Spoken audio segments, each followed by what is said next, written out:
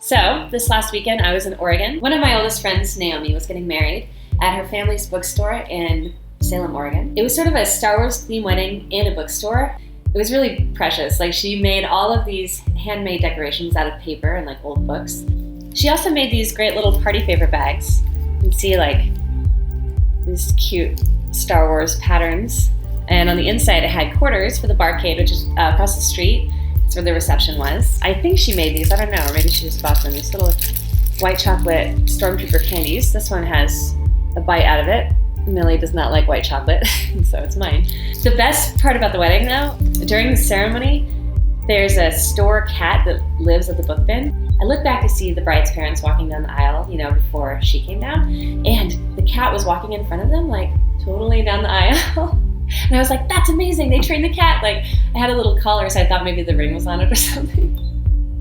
But the cat was just like, hey guys, what's up? Like, why is everyone here? It had nothing to do with the wedding. It just decided to walk down the aisle at like the perfect time. So I didn't have very much time in Oregon, but there was like a few hours where I couldn't really get a hold of anyone. So I decided to drive out to the coast, to Newport. I went to Yaquina Head Park, where there's this really old lighthouse, and it's my favorite beach, one of my favorite beaches in the world. It's black lava rock that as it's broken off, over the years of like the tides coming up, but as it gets further down to like the surf area, the rocks get smaller and smoother and like more tiny little pebble-like, until the end it's just like these tiny little black pebbles and bits of shell like mixed together. And when the water recedes, it sounds kind of like one of those rain sticks. It's just like the most amazing place.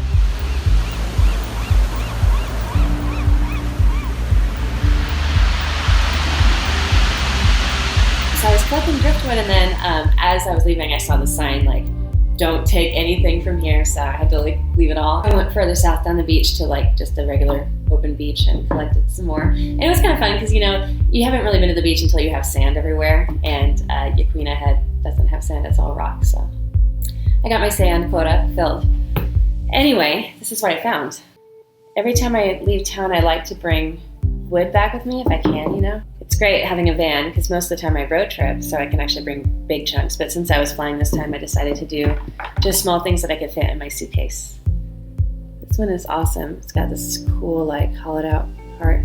Some of these are still pretty damp. Like the one that's the biggest, this one right here, is still like soaked. So I'm gonna let them dry out in my shop. This one's my favorite. It's like part of an old board it's like stained black on the back of it. And then it's got all of these like old rusty nails sticking out of it. Oh, this is kind of a cool one. This weird little like twisty stick. Often when I get a really cool piece of wood, usually like larger stuff, especially if I have to pay, good money for it, I'm too scared to do anything with it. Like, it just sort of becomes part of like the decor in my place, and I don't actually like touch it because I'm scared to jump in. Sometimes it's a lot easier to take like messed up wood or wood that you don't care about and like feel really free with it. But this is messed up wood. And maybe I should think of it as messed up wood and not just beautiful, intricate, natural. There's nothing you can do to improve upon this sort of shapes. Oh, this one's awesome. It almost makes me think of like a bone. It looks like that when a bone kind of gets gnawed on, and it's the marrow and it dries out. And then I've got one more piece. It's pretty plain, but sometimes it's nice to have a nice, just solid, smooth chunk to work with. I don't know what I'm going to do with this stuff yet, but the best part about it, I guess, is that when I do work with it, I'll have the memory of going to the beach and finding it. I have really enjoyed working with wood because finding material is not like going to the art store and spending like a ton of money. You have to like go scrounge around and like you can find good deals on Craigslist and like meet weirdos out in the woods, or just like dig it out of the ground. So it's fun. That's it for this week.